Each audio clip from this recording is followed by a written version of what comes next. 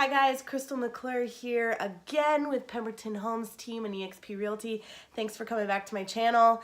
I am here with you today to talk about, by the way, I love my chalkboard, but to talk about building your next home and what you should know before you make major decisions about new construction. So I'd love for you to stay tuned and hang out with me for a little bit as we talk about things you should consider, questions you should ask, and general knowledge you should have before you go ahead and build your next home.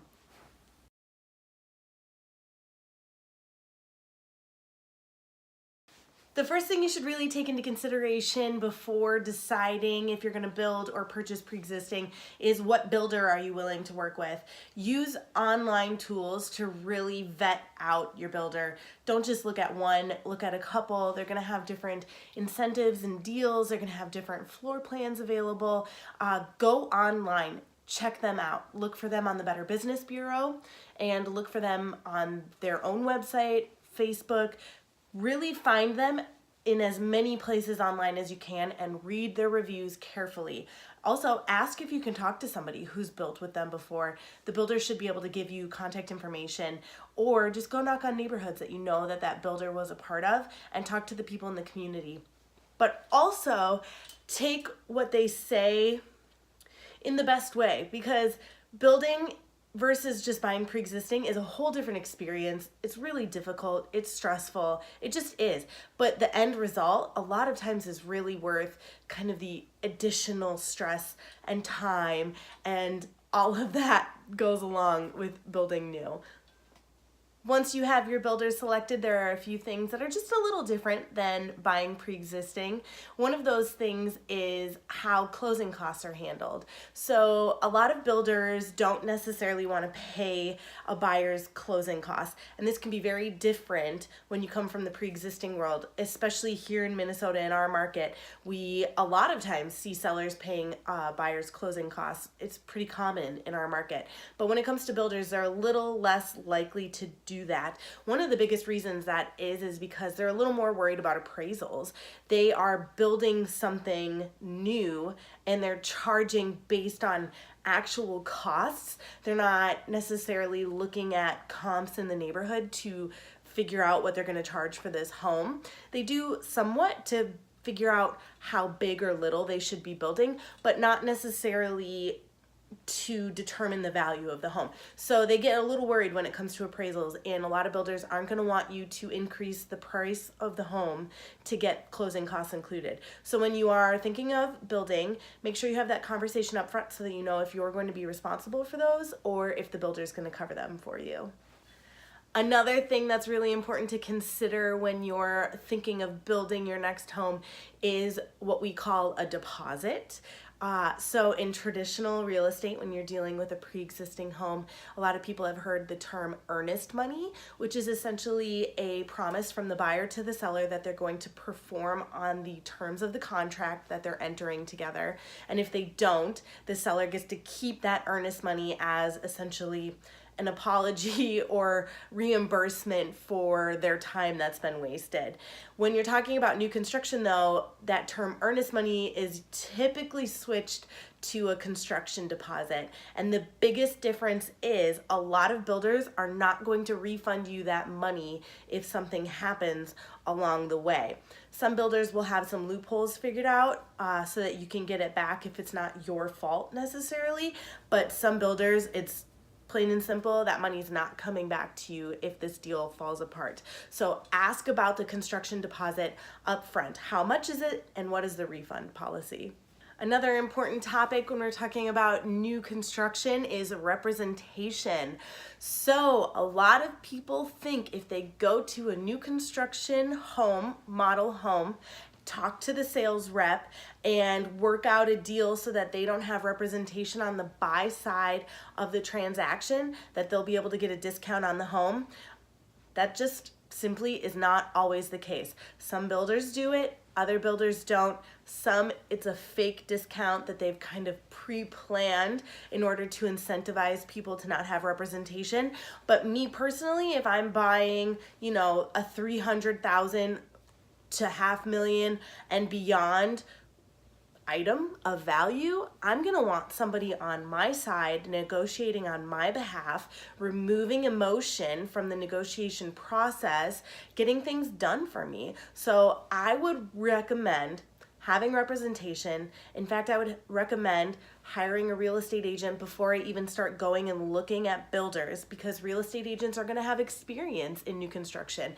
But more importantly, find a real estate agent that has experience with new construction, because it's not the same as a pre-existing transaction, and it's super important that they know what they're doing so that they can negotiate on your behalf, ask the right questions, like things I just talked about. People in pre-existing real estate might not even know about a construction deposit or that closing costs are an issue. Those are important things to take into consideration. But I suggest having representation, at least understanding that you have that right and that it could benefit you in the long run.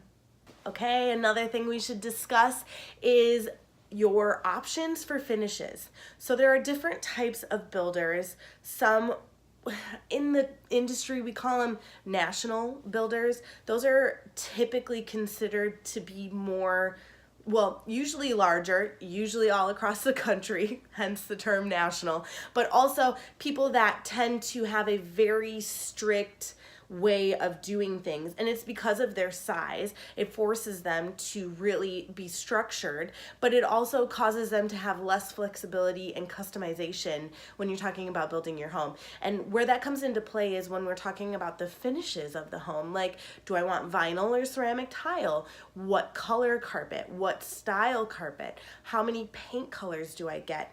What are the materials of my cabinetry? What options do I have for furnaces and air conditioners? National builders tend to have more package style finish options, meaning you choose A, B, C, or D, and you get whatever's in that package. You know, hopefully you like 95% of it, and there might be 5% that you don't like, but you go with that package to get the most of what you like. In addition to national builders, there are builders that we call local builders, and then even beyond that, we call them custom builders or semi-custom builders, depending on how much they'll let you change from their original floor plan options. A truly custom builder will come in with a blank slate, listen to your needs and wants, and maybe even have you draw up the first version of your home, and then they will create blueprints or architectural drawings based on what you want. A semi-custom builder will come in with their floor plan options and let you move walls, you know, add things like additional square footage, decks, stuff like that. Custom builders do tend to be local, and they do tend to build fewer homes a year because they tend to make more money off those homes. And the reason they do charge a little bit more is because the management of a custom build is exponentially more difficult than these box or package national builders. There are great options for both of these builders. If you want a new home on a budget, you're probably going to go national. If you are somebody who is building their dream home, you're probably going to want to go local and custom. But again, both of these have their place in our market, and they're both great options for the right buyer. One final thing I want to talk about today, and by no means does this video cover everything you should talk about before building, but I just wanted to touch on a few key items, and that last thing is incentives. We're in the middle of spring parade right now here in Minnesota, and it is a hoppin' market. There is little to no inventory in the pre-existing world, which is why new construction is a great option if you want to remove yourself from those multiple offer situations. But what Parade of Homes brings is special incentive packages. Some builders have incentives every month. Other builders bring them only for these spring and fall parade seasons, but likely the spring Parade of Homes incentive packages available across the board are going to be some of the best incentives you will see all year.